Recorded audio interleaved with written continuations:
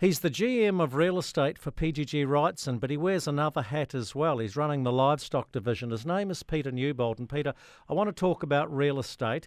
It's difficult at this time to talk about real estate because we've got so many other bigger issues to deal with. I want to look at livestock and particularly your agents and their farmer clients. How are they coping at the moment? Yeah, look, to be honest, Jamie, it's really tough. I guess work's put to the back at the moment, and it's really about, a number of our people have had, their homes wiped out, all their positions and stock washed away, but then also a lot of clients. And so, a lot of our people have actually been spending a lot of time actually helping clients, working in the community and really doing that sort of stuff.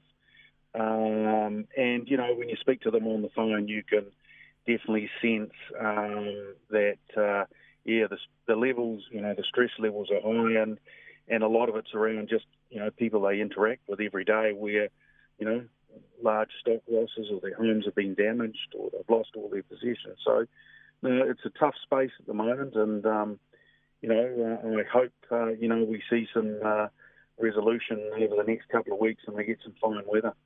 I certainly hope so. Sentiment drives real estate and it drives real estate values. There are a lot of obstacles out there at the moment, Peter. Yeah, look, I think there's so many, and, I've always said that, as you just mentioned, sentiment's a key piece, and sentiment's low at the moment, and that's having a big impact on real estate in all sectors. And, when you look at, just what's happened with the cyclone, then you look at interest rates, inflation, all those things, there's a lot on people's minds. And so definitely when that takes place or that's happening, then real estate is put on the back burner. So definitely that's having an impact at the moment. We have got a lot of homeless people in this country at the moment, courtesy of Gabrielle. They're all going to have to find a home eventually. In areas like, obviously Hawke's Bay, the East Coast Gisborne area, will this drive the real estate market there? Will people have to compete for the remaining houses that are on the market? Yeah, it's hard to know, Jamie, but you'd have to think with so many homes that are, maybe you may not be able to live in them moving forward or been seriously damaged, then you look at, where are people going to live, what needs to be built. So I think you'd have to think moving forward there's going to be some challenges there on stock for people to purchase and where they're going to move to, because I'm sure some of these communities may not be able to stay where they currently are. So I think there's a real challenge there moving forward around what everyone does in that space.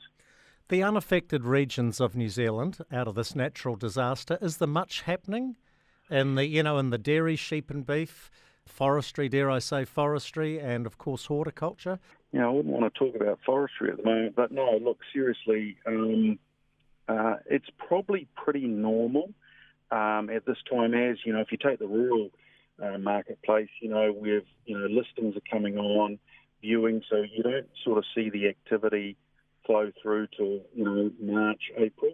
So I would say that's fairly normal outside the areas that have been affected by the weather.